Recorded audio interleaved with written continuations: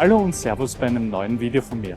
Ich bin heute in Lavantal unterwegs und möchte dir die Burgruine Wimberg zeigen und dir ein wenig die Geschichte von ihr erzählen. Wenn dich das interessiert, dann bleib dran. Also, los geht's!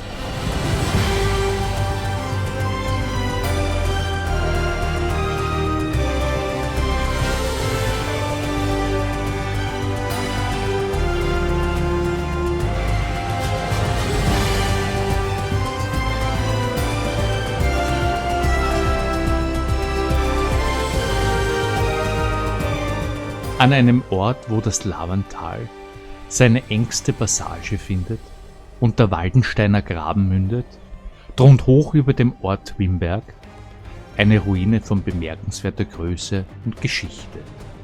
Die Burgruine Wimberg.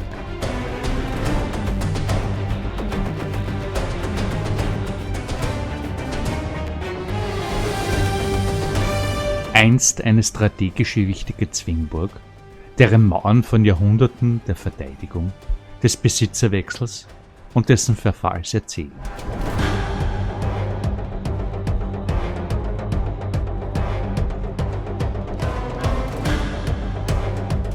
Die Ursprünge der Burg Wimberg reichen tief ins frühe Mittelalter zurück.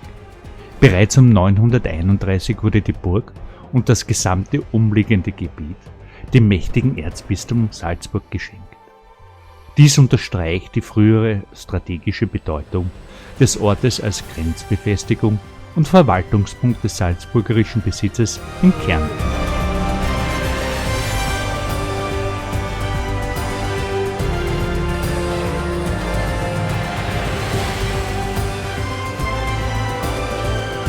Diese frühe Datierung machte Wimberg zu einer der ältesten bekannten Burganlagen in der Region und verweist auf eine Zeit, in der das Herzogtum Kärnten noch in den Kinderschuhen steckte und die Einflusssphären der großen kirchlichen Fürstentümer wie Salzburg weitreichend waren.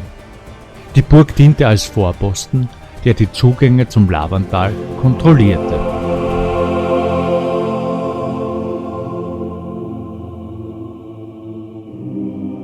Über Jahrhunderte blieb Wimberg ein salzburgerisches Lehen, das an verschiedene Adelsfamilien vergeben wurde. Eine entscheidende Phase begann jedoch im frühen 14. Jahrhundert. Zwischen 1326 und 1329 verkaufte der damalige Lehensnehmer Heidneit von Weißeneck die Burg Wimberg an Bischof Dietrich von Lavand. Dieser Kauf markierte einen bedeutenden Besitzerwechsel und führte die Burg in den Einflussbereich des Bistums Lavand.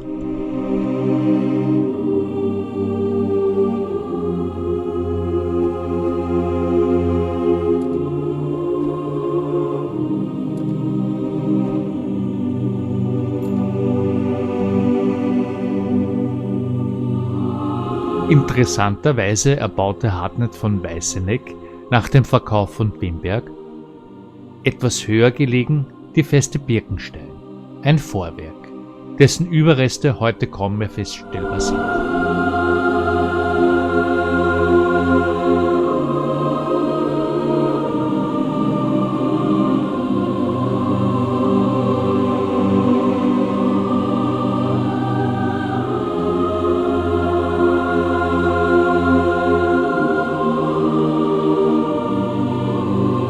Unter Bischof Dietrich von Lavand erfuhr die Burg Wimberg eine wesentliche Erneuerung. Er ließ den massiven Bergfried errichten und veranlasste eine Neuanlage des Berings der äußeren Ringmauer, die die gesamte Anlage umfasste und für verbesserte Verteidigungsfähigkeit sorgte. Diese Baumaßnahmen festigten Wimbergs Rolle als wichtige bischöfliche Festung.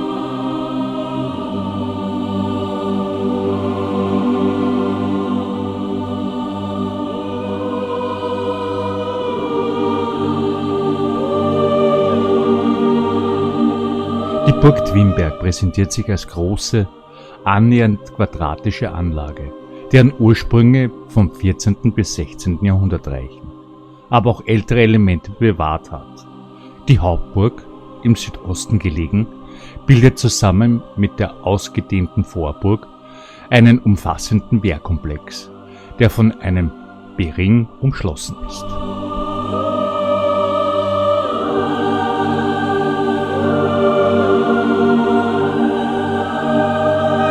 Der Kern der Hochburg, also des ältesten Teils, stammt bereits aus der ersten Hälfte des 12. Jahrhunderts. Ein Hinweis auf die lange Geschichte der Besiedlung und Befestigung dieses Ortes. Vom Osttrakt, der im 14. bis 15. Jahrhundert entstand, sind ebenfalls noch Teile erhalten. Die Einblicke in die Wohn- und Wirtschaftsgebäude der damaligen Zeit geben.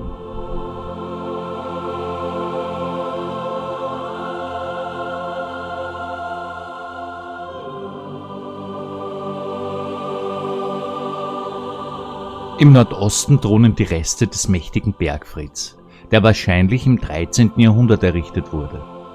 Dieses zentrale Element diente nicht nur als Beobachtungsturm, sondern auch als letzter Zufluchtsort im Falle eines Angriffs. Das südliche Vorwerk, ein weiterer wichtiger Verteidigungsbestandteil, stammt aus dem 14. Jahrhundert und zeigt die fortlaufende Anpassung und Erweiterung der Burg an die militärischen Erfordernisse.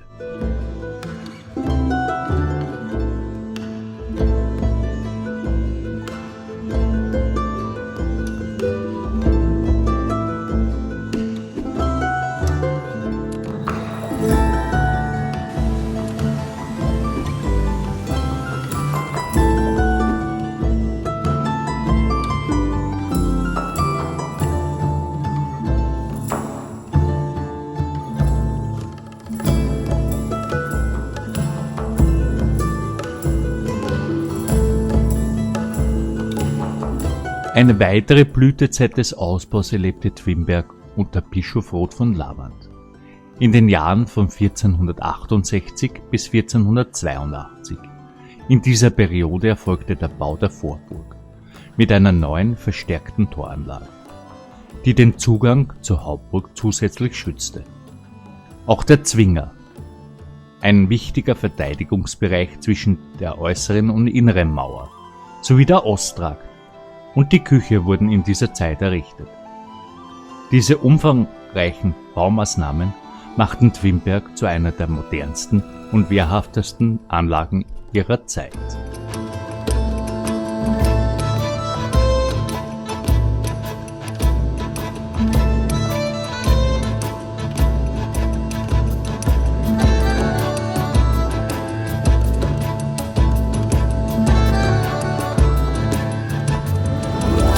Doch kurz darauf wurde die Burg in kriegerische Konflikte verwickelt. Von 1481 bis 1490 besetzten ungarische Truppen die Burg. Ein Zeugnis der instabilen politischen Lage und der territorialen Auseinandersetzungen in jeder Epoche. Die ungarische Besatzung unterstreicht Twimbergs strategische Bedeutung als Festung an einer wichtigen Verkehrsachse.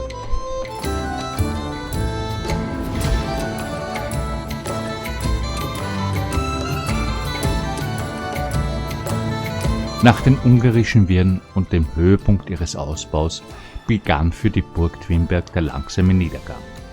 Doch es gab noch einen letzten Versuch, ihre Pracht zu bewahren. Im Jahr 1569 wurde die bereits verfallene Anlage nochmals erneuert.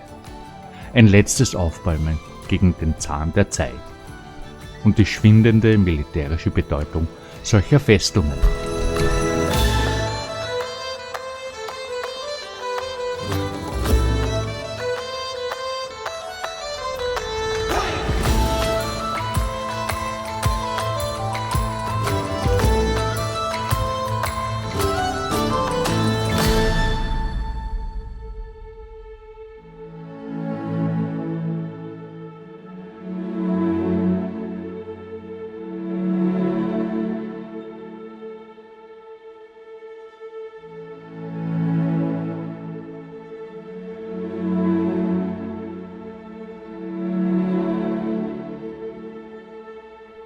Doch ab der Mitte des 17. Jahrhunderts war der Verfall nicht mehr aufzuhalten.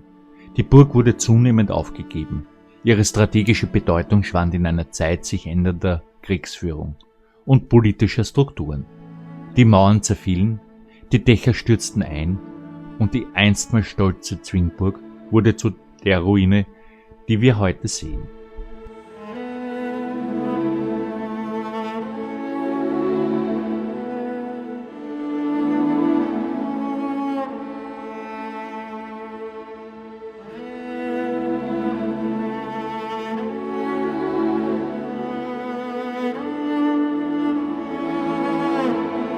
Heute ist die Burgruine Twinberg ein beeindruckendes Denkmal, das unter Denkmalschutz steht. Ihre Überreste erzählen von Jahrhunderten der Geschichte, von mächtigen Erzbischöfen, mutigen Rittern und ständigem Wandel der Zeit. Die Lage über dem Tal zeugt noch immer von ihrer einstigen Bedeutung und lässt die Vorstellungskraft der Besucher beflügeln.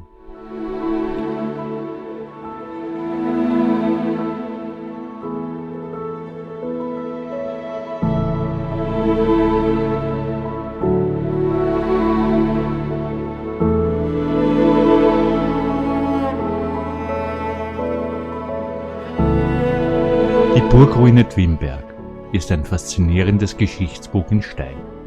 Ein Ort, der uns daran erinnert, wie die Menschen einst die Landschaft prägten und ihre Macht verteidigten. Ein unvergessliches Zeugnis vergangener Größe, das die Winde des Lavantals noch heute umwehen.